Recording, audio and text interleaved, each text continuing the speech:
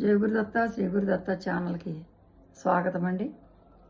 భగవద్గీత నేర్చుకునే కార్యక్రమంలో ఈరోజు మనము 9వ శ్లోకము నేర్చుకుందాము.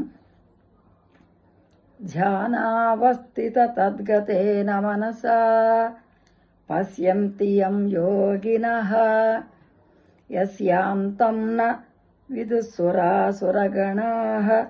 దేవాయ తస్మై నమః. ధ్యానావస్థిత తద్గతేన మనసా ధ్యానావస్థిత తద్గతేన మనసా పశ్యంతి యం యోగినః యస్యంతాం